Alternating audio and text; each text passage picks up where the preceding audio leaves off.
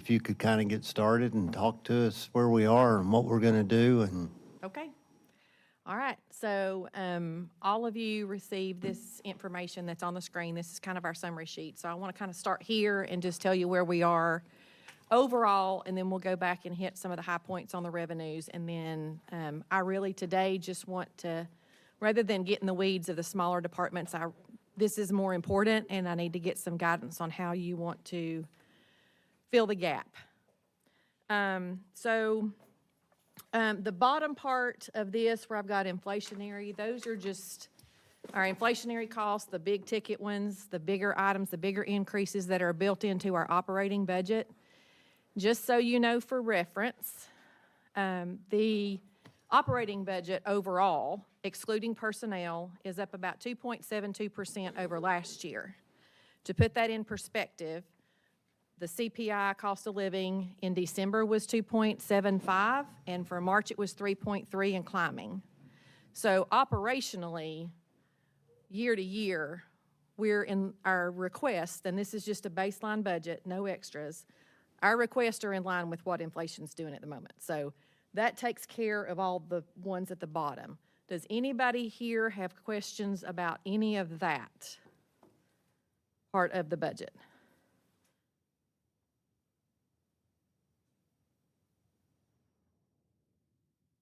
Okay. So the gap is about 430,000. And at the very top, the new debt, that is the GEA debt that we have for 7 years that will start next year. That's also the airport debt that we assumed, and it is offset by the current year operating transfer. So that's a net increase. The pay plan evaluation, we've talked about that for about a year. I have the proposal from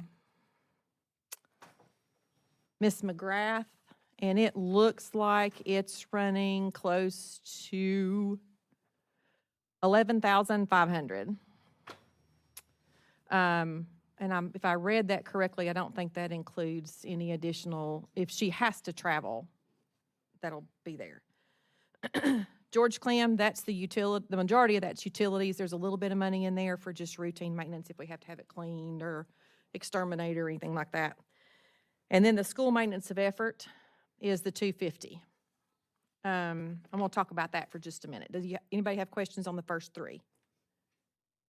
well, the pay plan evaluation, that's just a one time. That's a one-time. That is a one-time, yes. Okay. Okay. So the school maintenance of effort. Most of you know Ellen Light, the school chief financial officer, and I have been meeting this is year number 3, pretty much once a month.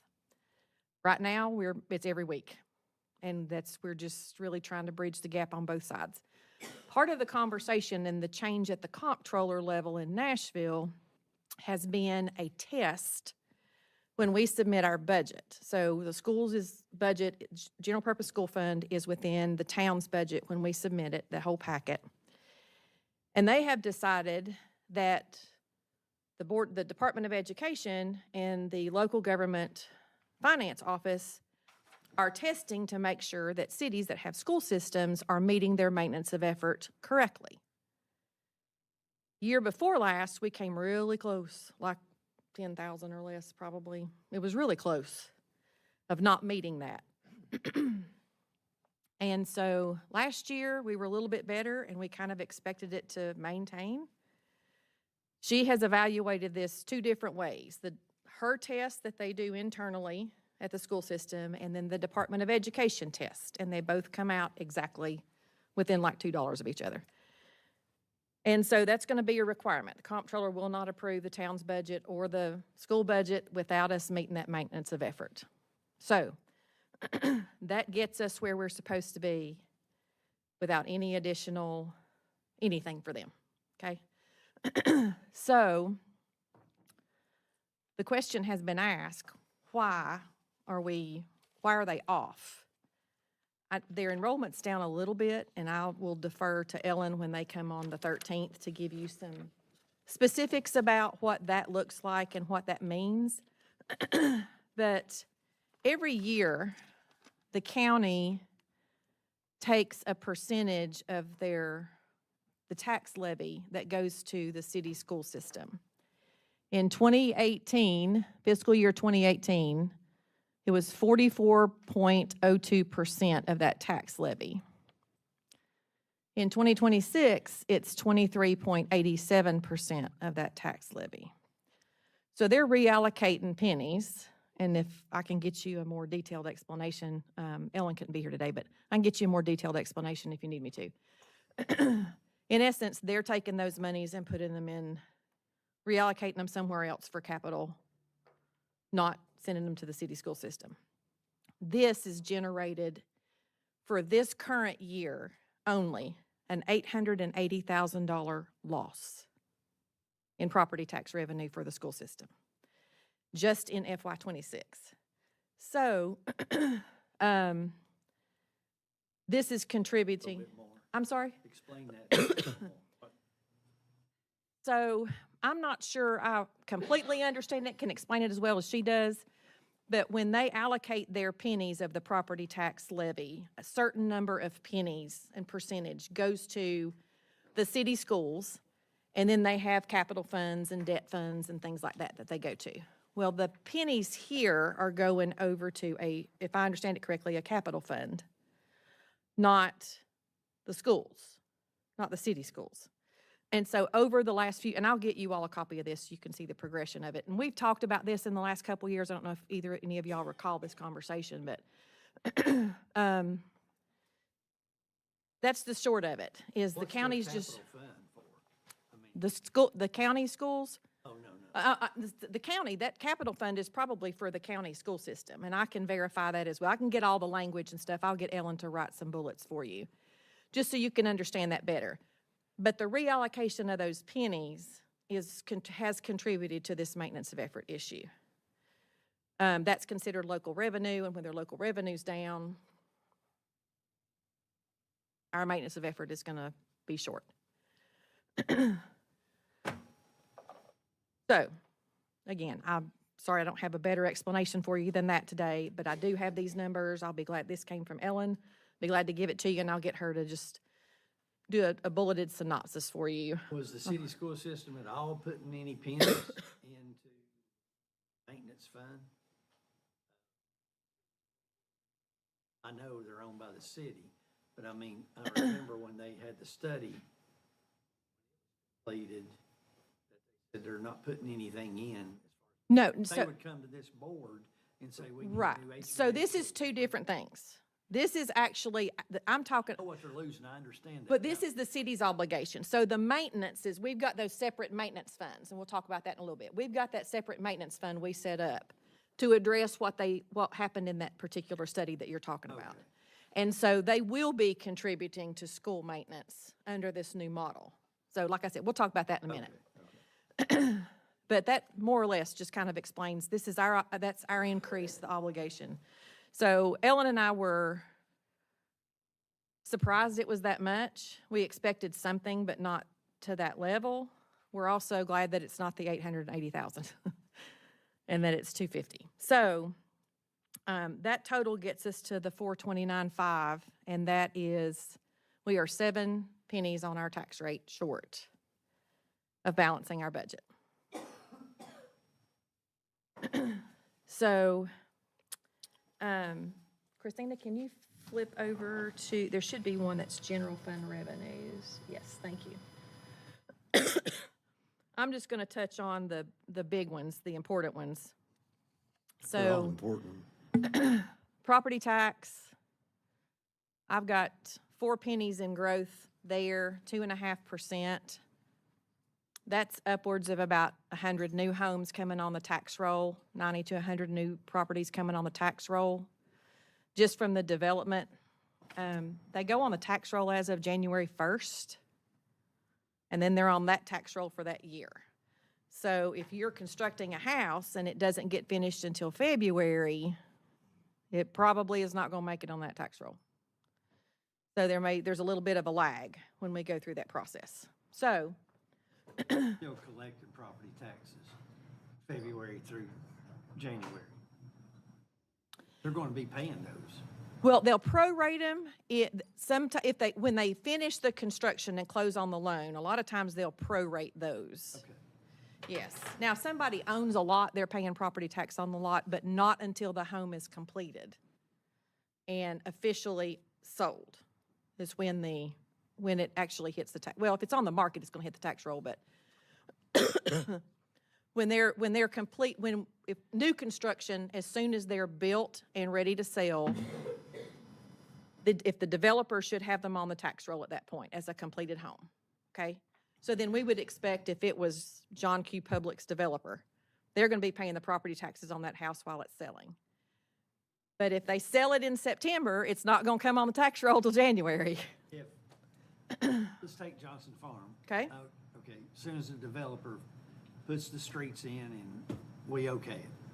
We okay the sidewalk, streets, whatever. It comes off of Greenbelt. It goes into that developer's. He's not paying property tax on those lots? Probably on the lots, but not on the house. Yeah, right, yes, on the lots, yes. They're paying property taxes on the lots. But the full value of the lot and that home is when it's completed. And then that, depending on what time of year it is, will depend on I see that. where it but hits on the isn't tax roll. Shouldn't it be a large difference of what that farm was and now into lots for the developer to pay? Shouldn't we be realizing? No, it doesn't work that way. That seems like it would, but it really doesn't. It really doesn't. Anyway, Why? so why doesn't it? Okay. So if you have something that they're paying a different rate on their different percentage or a different rate on their property tax, or they have exemptions. Some of this farmland was agriculture and it's been exempt. So when it comes on the tax roll is when the developer purchases that. So we go from having nothing to having lots on there. So that's not, it doesn't make any difference if it's not as much as you would think it would be. $40,000 is not going to generate hardly anything on our tax roll for a lot. When you build the house, it's going to. I mean, a $300,000 house right now brings about $1,200 in property tax. Lot and home. So it's not as much as you would think it would be. Well, I know it'd be more than what it was in Greenbelt, but I own a lot beside my house and I pay separately on it. Right. And it's just a lot. Right. Well, What's to the difference of that? that's a question for the assessor. And I say that because last year, all the building we had for 2025 property taxes, we only gained $133,000 in property tax revenue out of 40 homes. So it's not as much as you think it would be with all the building we have going on. And it literally is the timing of everything getting on there. So some of the growth, when I say 80, 90 to 100 homes, some of that growth includes those additional lots and the houses on them because they're going up so quickly. Does that make sense? Does that answer your question? Sort of? Okay. I'll talk later about it. I know there's a lot to go through. Okay, no, it's fine, it's fine. Local option sales tax, that's not as conservative as I would like to be, but I've looked at the numbers 4 ways from Sunday, and so I'll continue to evaluate these as we go through the year, the next few months, to see what the current year looks like versus, I think we're going to meet budget this year. I don't know that we're going to exceed it by a lot if we do any at all, local and state, maybe a little bit. But I've got 3.5%. And so that's another conversation Ellen and I both have about local option sales taxes, the growth rate. So we try to be somewhere comparable a little bit on that one. And then state sales tax, that's actually dictated by the comptroller. We get an assessment starting in February, March, and April from MTAS. And Brad Harris, who has been there for years and excellent at those calculations. And so those run through the comptroller's office, and then if we deviate from those, it's fine if I need to go up or down based on what we've been collecting and what I think we're gonna be. I just have to justify it. So I don't expect the sales tax growth to change much, but I'll still look at that even up until the 1st of June on those. And all of our other revenues are fairly similar. There's not a lot of growth in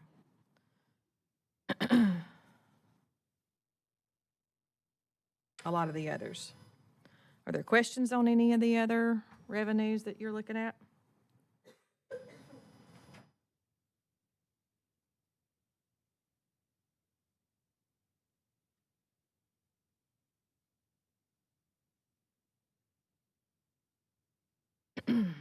Okay, so basically, our revenue growth covers our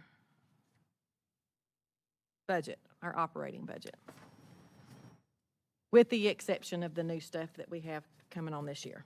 So, questions on revenues? Okay.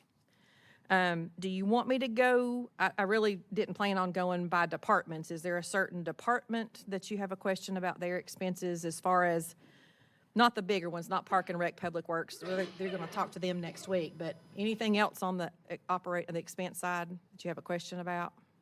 Why is it dropping 15,000 on 33,550, the excise banks? That's state mandated. That's the state calculation at the moment. Yes. Have they cut that rate or something? No, they base that on historical collections, and then that's what, all those numbers we get from the state are per capita, and it's a historical average across the state. And then he breaks it down by region, and that's how we get the number that we get. Other reimbursements, I guess, why is that up 20,000? Other reimbursements, that's just historically where we've been, where we're gonna finish this year and where we're at. And that's just a variety of, it could be anything. It's just a variety of things that we get reimbursed for. It could be anything from somebody knocked over a sign and they're gonna pay us back for it, something like that. So FY 25 was 55,000? It was actually, yes, and this year's more. So other reimbursements and the miscellaneous revenues, they fluctuate a good bit, and so I try to just base it off of where I think we're going, where we're at this year, looking back where we've been, and I take an average, and then look and see where I think we're gonna be next year.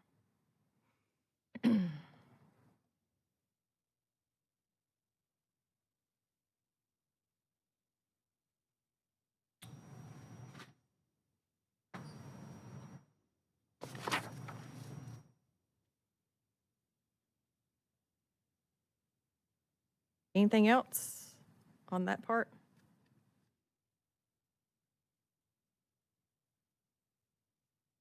You have recreation and rugby center going up a little bit from the county. Is that just open?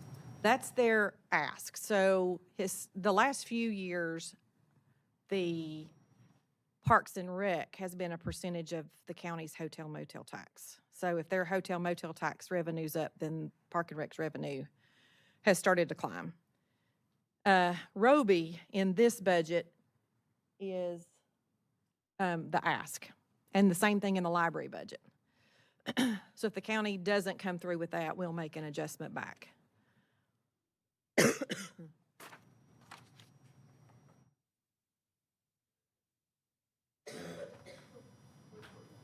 Backwards. Just that, Right. historically. Yeah. Let's go to historical. Historically, yeah.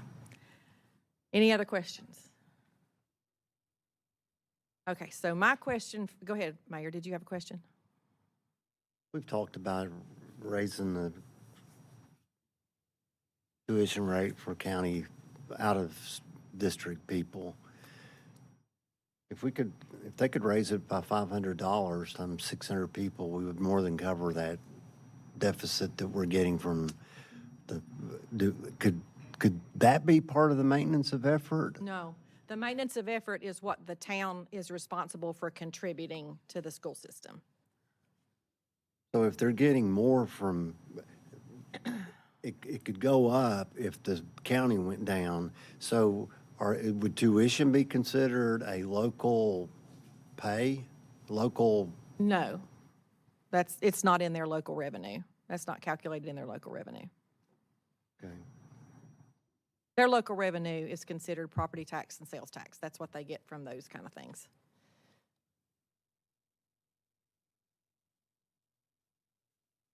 So what is that based off of, the maintenance? So it's a big calculation. The short version is, without getting into the weeds, is it's based on their average daily attendance. So for example, if they lose students, then the pool's smaller, so the cost per student goes this way. They have more students, the cost per student goes this way. It's just like in our TCRS pool. If you've got fewer people, it's going to cost you more per person. You got a bucket of money, and you divide it by the number of people. And so they do the calculation on the new TISA formula. Actually, I prefer that one. I don't know, somebody at the school system may shoot me today, but Ellen and I actually like that one because it's easy to follow and you can figure it out. But part of that test came along with this new formula, where you've got a base for every kid, and then they have another allocation per kid on that stipend. However, they're still looking at this at least twice a year. So you'll hear them talk about ADA, which is their average daily attendance. They're looking at those attendance numbers a couple of times a year. And so the attendance goes into it, the local revenue that they receive, all of that goes into that. And if you want I think I sent you a screenshot of the one from Ellen. I believe I included in your email. That screenshot has all those components listed in it that goes into calculating that maintenance of effort. And they take things out, like we gave them one-time capital in FY25. So they take that out of the mix because that's not recurring money. We gave them additional money last year in the maintenance of effort because the cost of the buses had escalated so much. That does go into their maintenance of effort calculation because it's recurring. So you're saying if the number of people in the school system goes down, we still have to give them the same amount of money that we've given them? It'll cost us more. That's so let me put it to you this way. If they have a pool of revenue, including what the city gives them, and they've got 1,000 students, okay? And we're meeting in our maintenance of effort. That's great. If their number of students goes down, then in that calculation that they do at the state level, when they're looking at that, the cost to educate, that you've still got this bucket of money, you have less kids to educate with that bucket of money. You'd think it would go the other way, but it doesn't. And use the TCRS example. When we have our pool of TCRS candidates, we've got 250 people in there, and this is our rate. When you take people out of that, you've still got that bucket of money. You're spreading it through fewer people. So your cost per person goes up. That factors into that number. So if you look at that sheet that I sent you from Ellen, I think you'll be able to see that the way that picture looks and what goes into that.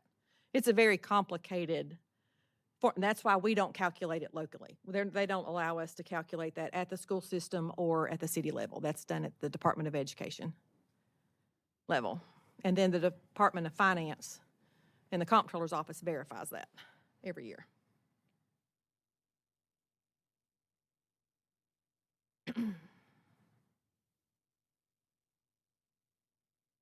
I know it's complicated and it's very confusing, and I'm not going to pretend to understand it all. Bottom line is, it's $250,000 we have to pay. It's state mandated. There's nothing we can do about it, so. Yes, sir. Yes.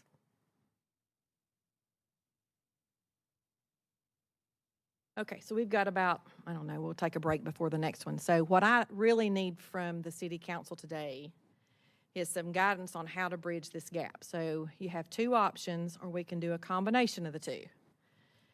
In our unreserved or unassigned fund balance, our rainy day fund, that's where we take our capital money out. Usually, we just take capital out of it.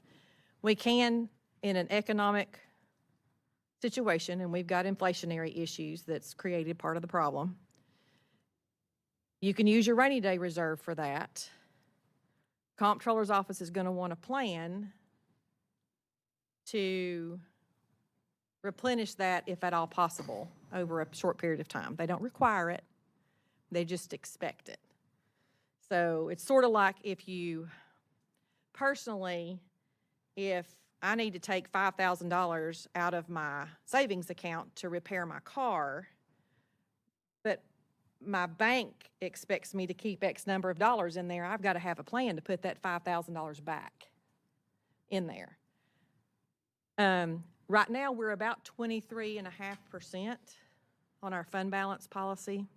The minimum's 20. The bottom dollar is 15%. That's the comptroller. Got to cut it off at 15%. So you can take it out of the rainy day reserve. That doesn't fix anything next year, okay? Because most of this stuff is recurring. You could do a property tax increase. Where we're standing right now, that's 7 pennies. And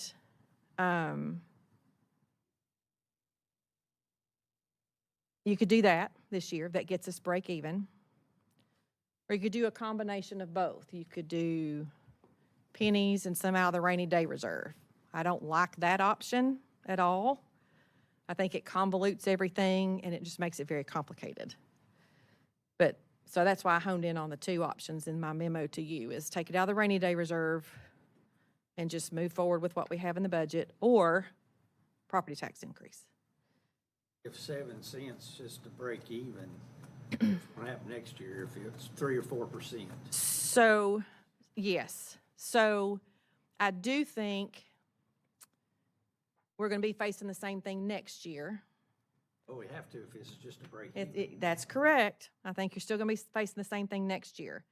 So if we're going to talk about a property tax increase, maybe we look at doing it over a 2-year period to get us where we need to be, or where we think we need to be. Because the following year, you're going to hit that certified tax rate.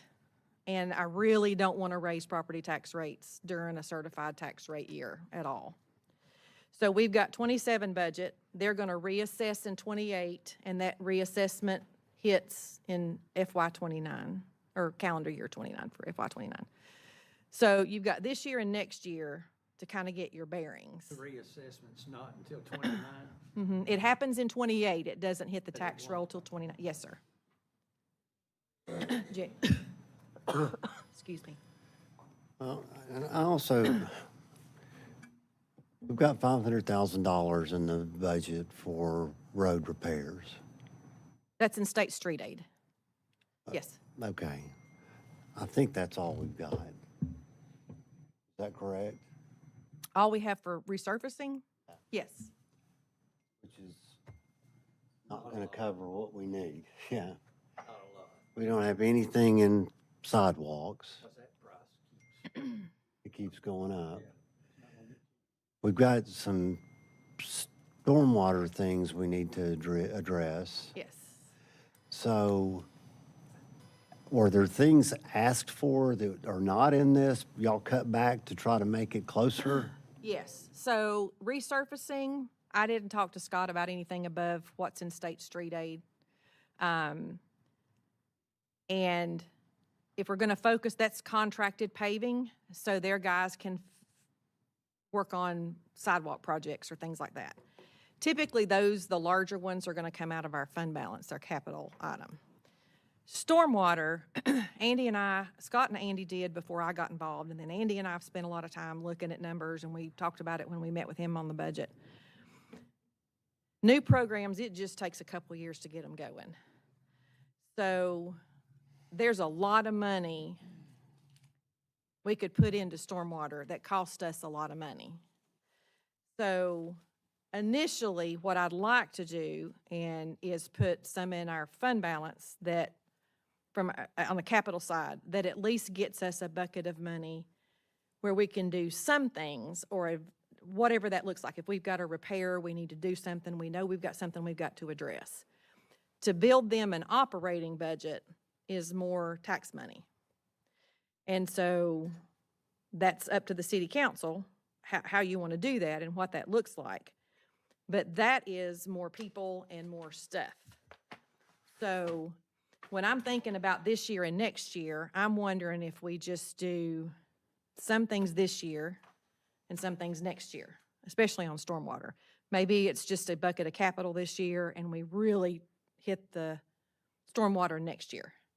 Or we hit the stormwater operating this year and do the capital next year. I don't really know the best way to do that. That's a very large undertaking and a very large we've got large needs in that area. Well, and we actually started the project in 2017. I'm asking. 14. So we've known these needs were going to be coming and we didn't address them. So how long are we going to keep kicking down the road? And we've also got the school system. We talked about trying to put together a capital activities for it. So do we need to put some additional monies in there to cover that? So, are you about the school maintenance Does fund? include the highway. I'm You're talking sorry. about the school maintenance fund we established? Yes, So where ma'am. Ellen and I are, their budget's so tight, so where we landed last Wednesday at lunch was that they're gonna take 50,000 out of what they would normally put in their capital and fund balance. We're gonna take 50,000 out of fund balance and we're gonna put it in there. In the event we have something that's 100,000 we have to do next year, so that there's an effort, we made, both boards made a commitment to kind of make that work. And then the following year, we're probably going to have to start borrowing money to do that. But to at least get that commitment going on both sides, their budget is just as tight as ours. Well, and Kathy just pulled up. We've got stuff that we need to get done on 11E. We've got a $10 million school plan that we don't have any plan for. That's the maintenance plan. Okay. Yeah, that's the school maintenance fund. But we're starting out with $50,000 on a 10 million plan. Senior center, that's one of the things that I really think we need to be thinking about, because somebody's going to fall down the steps and kill themselves, I'm afraid. And then we're running out of space over here. I think there's people over here that are kind of running out of space. So where is everybody going to go? And how much longer can we keep kicking it down the road? And that's a rhetorical question. But we've got some big needs. And how do we really prioritize which is most important? We've been talking about getting the lights on 11E hooked together so it flows better. I think we've been talking about doing that at least since I started in office, and still haven't really gotten moving on that. So A lot of those things that you're talking about come out of our fund balance. And so we can only draw it down so much, or we borrow money. Now, the Roof Taylor is about, the intersection at Roof Taylor Road, that one is about to go out to bid. good. And so that's already planned out of our fund balance to take care of that one. And I guess we say that it usually comes out of fund balance, but we've taken everything else out of fund balance. So how are we going to start putting it back in? And those are the things that are kind of wake me up at 4 o'clock in the morning. And so, Laura, over the last few years, how many of these fiscal year budgets have we had to dip into the fund balance over the last 5 years?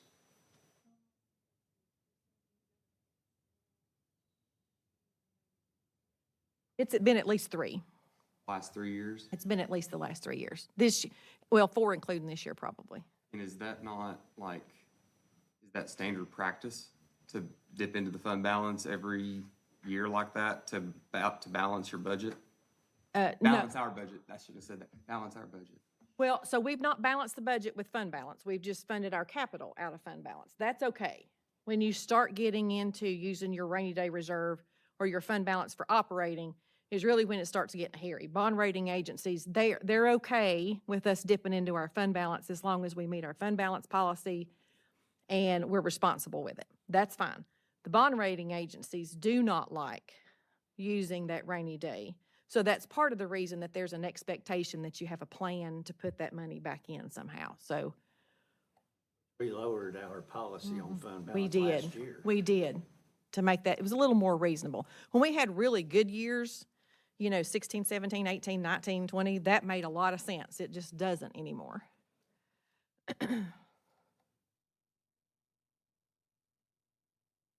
No more of 6% can be used for capital out of That's the right. fund balance. 6% only can be used for capital every year. And in the the third tab, and you don't have to look at it today, but the third tab is the draft of our capital plan that includes the schools is at the back. Philip did a great job laying that out. For us, a lot of that is maintenance that needs to be addressed in that school maintenance fund. And then all of our departments have things in there. So I don't have any capital built in the budget at this point because I really needed direction on how to handle the deficit.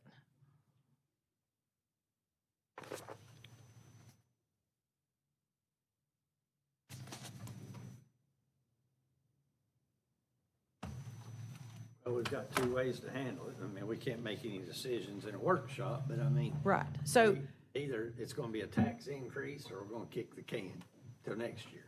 And there's gonna be a double tax increase. Correct? well, we've got to do something this year.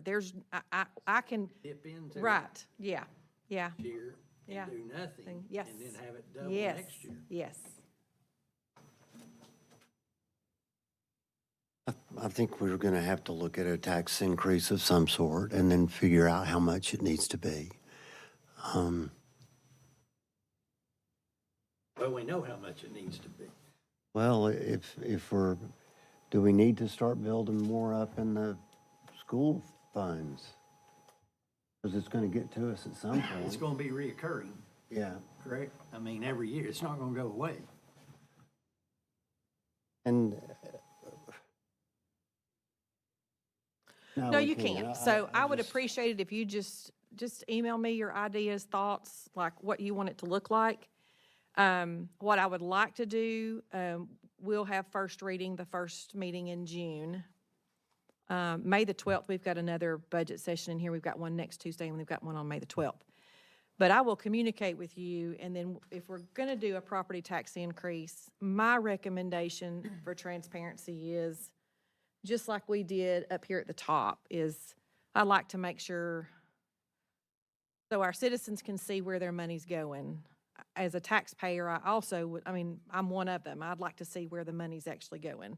So apply those pennies for a purpose. And then let me give you what the increase is going to cost. If the average price of a house is, if you buy a $250,000 house, you buy $300,000, you buy $350,000, $400,000, what's that increase going to look like on your monthly on your property tax bill? I think you told me if for a $300,000 house, if we put in the 7 cents, how much was it? I don't remember I don't know if it was 4 or 7, but it was like $20 A year? a year. Which that can be a lot of money to some people. It can be a lot of money to some people, and I think it's important to relay that information as well.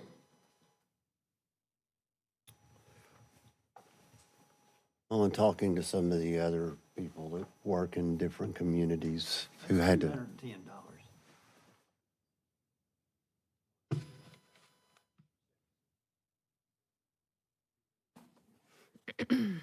Per 100, right? 7 cents per 100 on the tax. 1,000 per thousand. No, I'll go, I'll I can do it here. grab my calculator. It doesn't matter right now. No, I can tell you quickly what it is. In talking to some folks, their comments were exactly what you said, is they said that they were gonna use this money for roads, this money for, Assign it to something. yes. And I think it just makes it, Oh, I think it helps. yeah. The only other thing we can do is start cutting services. And that other thing, Nobody wants to see that. I hear it all the time. What do we get for our tax money? And then I start going over police, fire, public works, trash pickup. Let's keep going. School system's really costing us. it is, And it's not getting any cheaper, so we have to do something. And we're still, if you took a look at what Laura sent us on the tax percentages of our surrounding neighbors, we're still lower. We're probably more services than they're getting. yeah, because, we all know that Reason. Kingsport has, I think they have a different charge for their waste.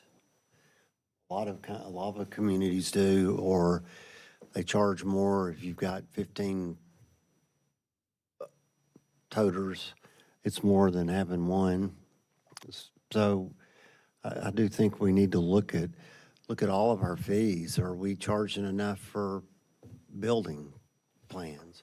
Are we charging enough for taking trash out at the,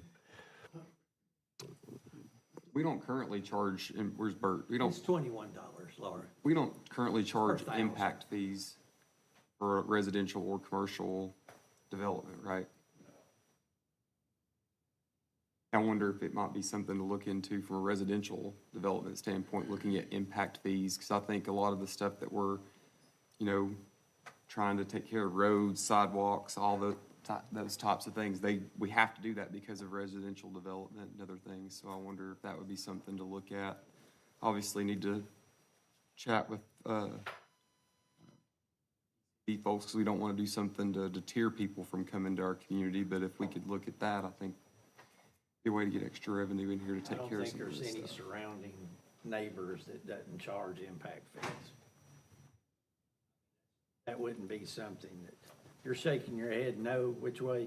I'm saying, economic development side.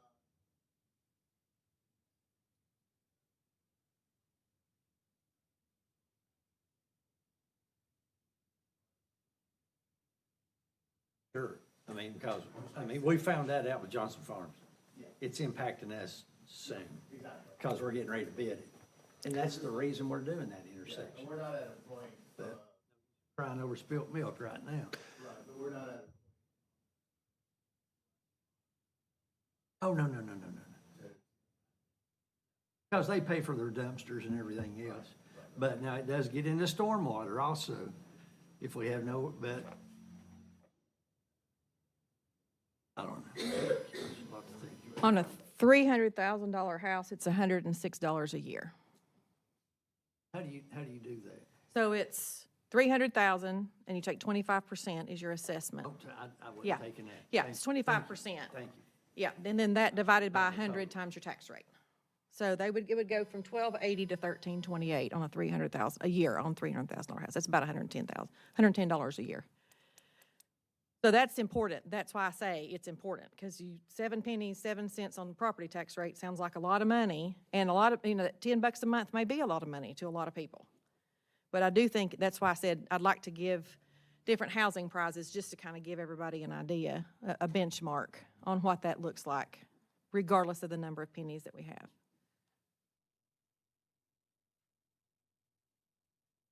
okay. So, yes, it would be much appreciated, like I said, if you would just email me, come by, call something, and kind of let me know what direction you want to go to bridge the gap, and what things, if any, you want to add. And then we're going to add things, we'll put a cost to them and how many more pennies those are. I can kind of keep it building a little bit, if that's what you need. Now, with anything this year that's new, that's reoccurring, I'd like for you to think 27, 28, see where we're going to stand next year, add 4%. Okay. It shouldn't be, I hope it's not more than 4%, but if it is, add 5%, I guess. In case something crazy happens next, Okay. maybe we'll take that and split it between the years. And I think that's a good idea, rather than hit everybody at once. I've said it in private, I'll say it in public. As a taxpayer and then seeing this side of it on the town side, if we know we've got a gap over 3 years that looks like 9 cents, I would rather, just like our utilities plan it over 3-year period, I would rather 3 years at a time than 9 cents at one time. Sometimes that's easier for everybody to plan for, it's easier to understand. And it just really conveys that we're watching what we're doing and not coming up at the 11th hour and saying, Just like doing a rate study on. it a is, utility. very You much so. just Mm-hmm. Take the 3 years and you see where Yes, you ask for that 3 years, that, just like we approved Yes. Greenville Water's rate studies. yes, Makes more sense to me. yes. Thank you. Thank You're you, welcome, Laura. you're welcome. Thank you for nothing. What'd you say, thank you for nothing? All that great news. Thank you for your hard work. Oh, you're welcome, thank you. Yeah, this one's been a struggle. It really has. It really has. Now we're gonna struggle. Yep. We've got 10 minutes before the council meeting. All right.